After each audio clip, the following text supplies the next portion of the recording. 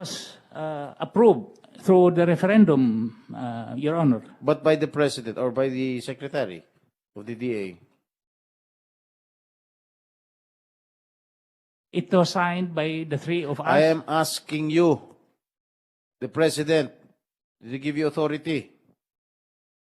The President does not give me authority, Your Honor. Or has it been approved by the President?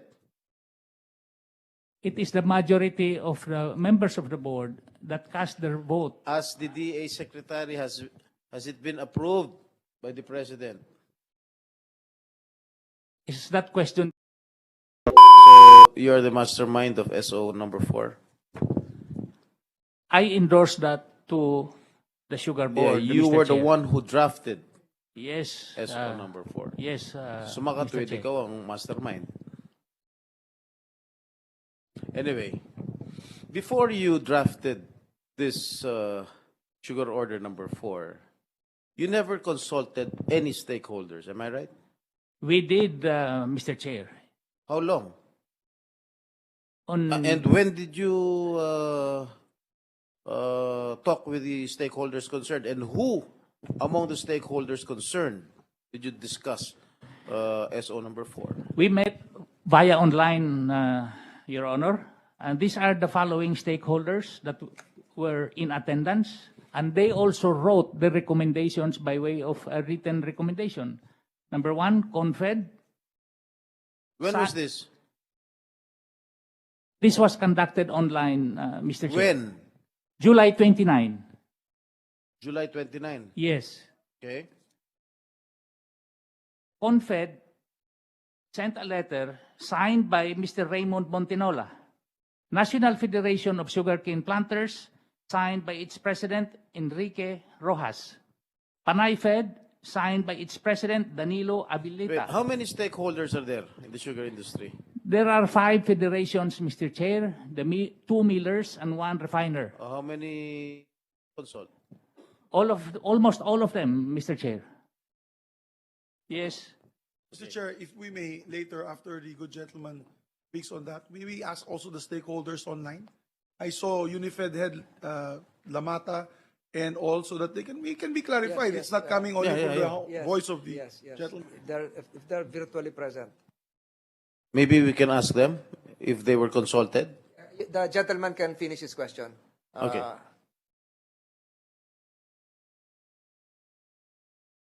Can we ask him first? If he was consulted. Mr. Lamata, can you hear us, sir? You are Good muted. afternoon. Good afternoon. The question of Senator Estrada is that were you consulted as alleged by the administrator here?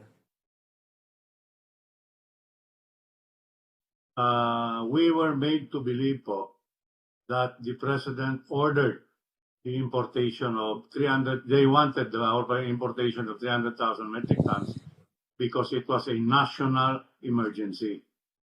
So we signed because who are we to question the wisdom of the president? But we signed all refined.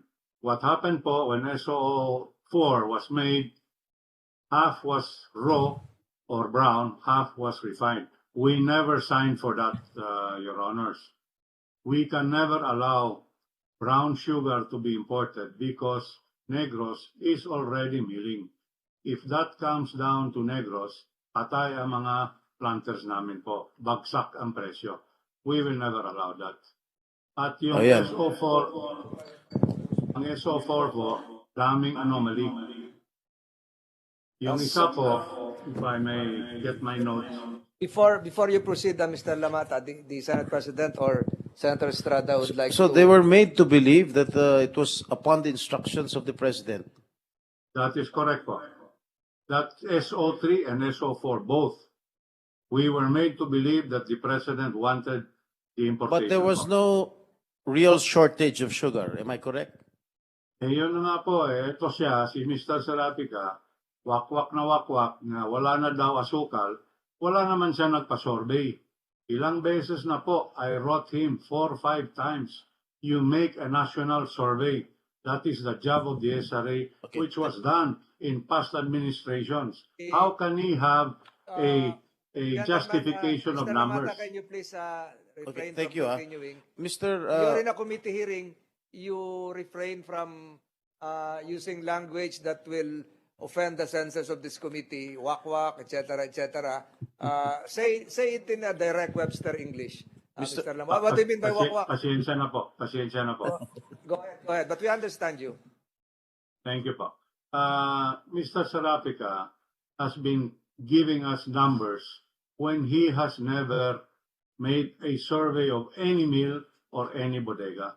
In the past administrations po, the galang senators, SRA used to make 3 surveys in 1 year, before the start of milling, middle of milling, and after milling. Then you can make an exact data how much is required by the country and the consumption to import or not to import. Ito siya po, never has he made a survey. So how can he say and justify that there is a shortage? When you go po to the palengkes, there is sugar. Yun lang, sobrang mahal. And we do not agree with that price neither, because all our sugars po is being bought by the traders from us at Millgate at 40 pesos po per kilo. And we do not agree to be that the sugar is being sold in the palengkes at 100.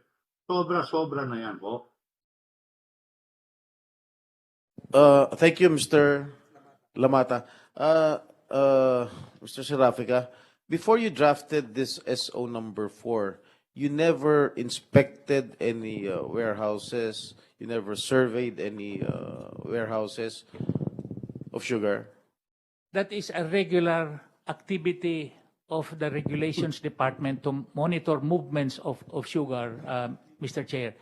And I would like to request the committee to answer on the survey being undertaken by the SRA. Deputy Administrator Tihida is here to make this clear to the community, to the committee, because there are internal procedure of SRA, Mr. Chair. Wait, okay. According to the Senate President, you did this in haste, okay? Why can't you wait for the approval of the President, who is concurrently the Acting Secretary of the Department of Agriculture? Your Honor, it was not done in haste. It was submitted to the board for referendum, and I voted first. So you are refuting the statements made by the Senate President? I am just stating facts, Your Honor. That was what happened. After me, former board member Beltran manifested his vote. And the following day, former board member Valderrama casted his vote as well. May I just make a really quick manifestation? I had the chance to speak with former board member Beltran, and he was told me, because he's from Bukidnon, and he told me, Sen Migs, I was made to believe that the president insisted on this importation. Same as the sugar federations. Somebody's mouthing kaya- out saying that it is the president who wants this. That But was it's the not reason true. they signed they signed this, ano.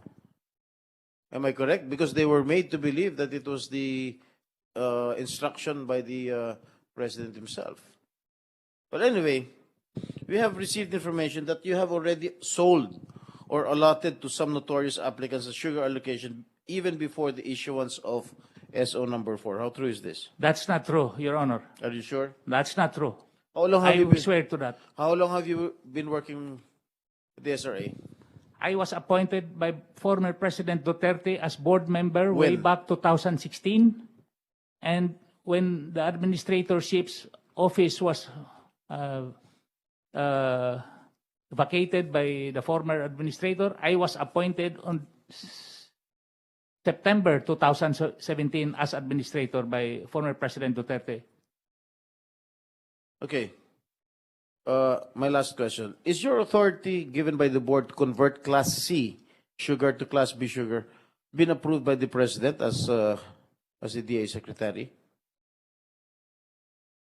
Sorry, again, your question, Mr. Is your authority given by the board to convert Class C sugar to Class B sugar has been approved by the President or as the current Secretary of the Department of Agriculture? It was approved through the referendum, Your Honor. But by the president or by the secretary of the DA? It was signed by the three of us. I am asking you, the president, did he give you authority? The President does not give me authority, Your Honor. Or has it been approved by the president? It is the majority of the members of the board that cast their vote. As the DA secretary, has it been approved by the president?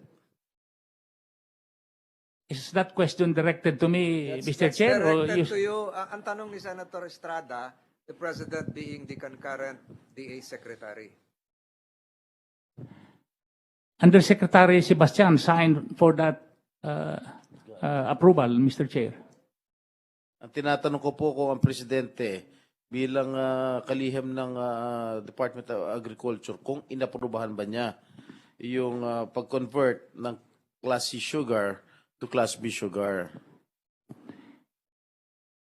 Napirmahan po ni Yusek Sebastian. So I would assume aprobado po yun ni Presidente.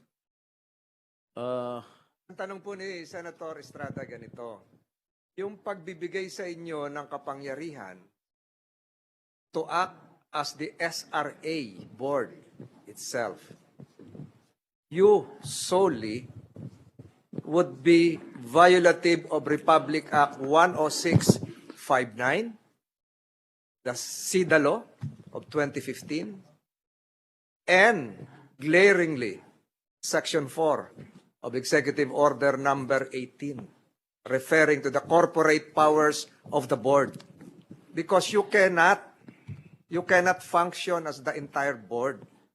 You are just the administrator of the SRA. Yun siguro yung tinatanong ni Senator Estrada. Has this been